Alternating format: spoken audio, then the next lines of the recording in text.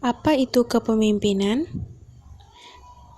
Menurut Outweighted, kepemimpinan adalah kegiatan untuk mempengaruhi orang-orang agar orang-orang itu bekerja sama mencapai tujuan yang mereka inginkan.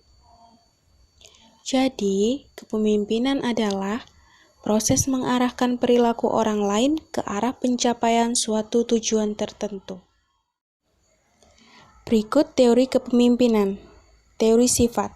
Teori ini bertolak dari dasar pemikiran bahwa keberhasilan seseorang pemimpin ditentukan oleh sifat-sifat atau ciri-ciri yang dimiliki pemimpin itu. Yang kedua, teori perilaku. Dasar pemikiran teori ini adalah kepemimpinan merupakan perilaku seorang individu ketika melakukan kegiatan pengarahan suatu kelompok ke arah pencapaian tujuan. Perilaku seorang pemimpin yang cenderung mementingkan bawahan, memiliki ciri ramah tamah, mau berkonsultasi, mendukung, membela, mendengarkan, dan menerima usul dan saran dari bawahannya. Yang ketiga, teori situasional.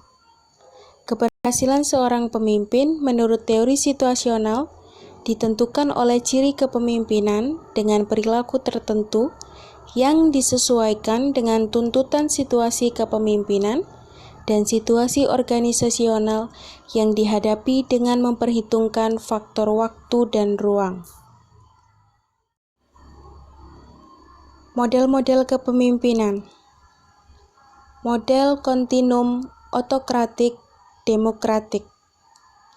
Gaya dan perilaku kepemimpinan tertentu selain berhubungan dengan situasi dan kondisi yang dihadapi, juga berkaitan dengan fungsi kepemimpinan tertentu yang harus diselenggarakan.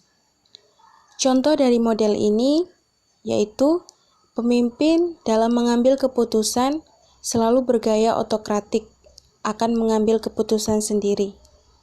Ciri kepemimpinan yang menonjol ketegasan, disertai perilaku yang berorientasi pada penyelesaian tugas. Model interaksi atasan-bawahan.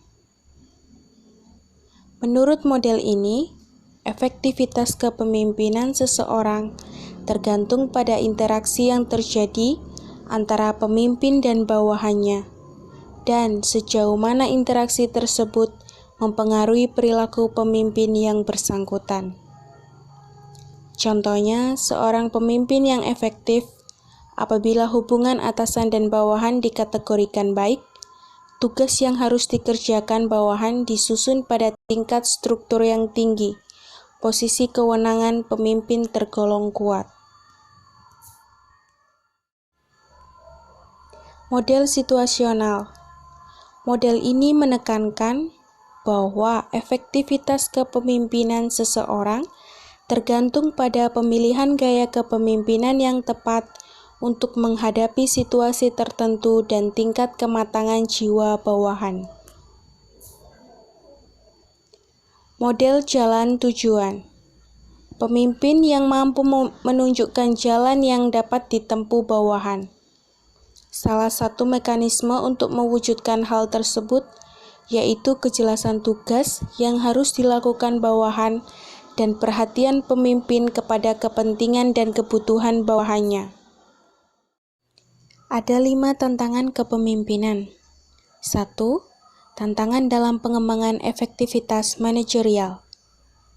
Tantangan untuk mengembangkan keterampilan yang relevan agar lebih efektif di tempat kerja. 2. Tantangan pemimpin dalam memberikan inspirasi. Pemimpin identik dengan pengaruh, terutama pengaruh yang memberikan inspirasi bagi para bawahan mereka.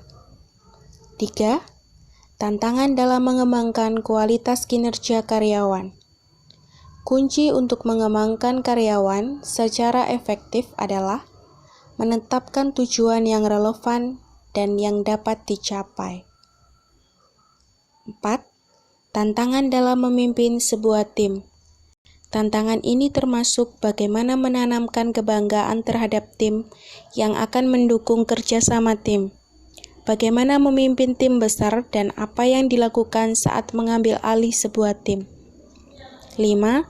Tantangan dalam menghadapi perubahan. Perubahan itu akan selalu ada. Perubahan akan menjadi sebuah momentum perkembangan jika pemimpin dan anggotanya menyikapinya dengan pandangan yang positif. Langkah-langkah pemimpin dalam pengambilan keputusan.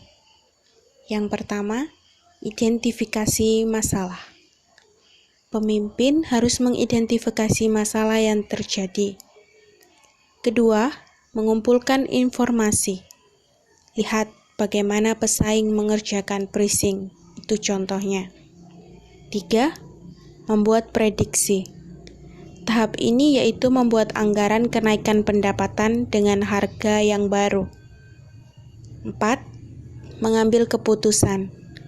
Dari alternatif yang ada, pastikan kita dapat mengambil keputusan dengan objektif. 5. Mengevaluasi hasil terhadap prediksi yang telah dibuat. Bandingkan hasil dengan prediksi yang telah kita buat dan lakukan evaluasi. Apabila belum tepat, maka kita perlu lakukan perbaikan. Apa itu kepemimpinan dalam organisasi sosial? Nah, istilah organisasi sosial oleh Soerjono Soekanto disebut juga organisasi kemasyarakatan. Istilah organisasi kemasyarakatan merupakan istilah asing social institution. Organisasi sosial adalah perkumpulan sosial yang dibentuk oleh masyarakat, baik yang berbadan hukum maupun yang tidak berbadan hukum, yang berperan sebagai sarana partisipasi masyarakat dalam pembangunan bangsa dan negara.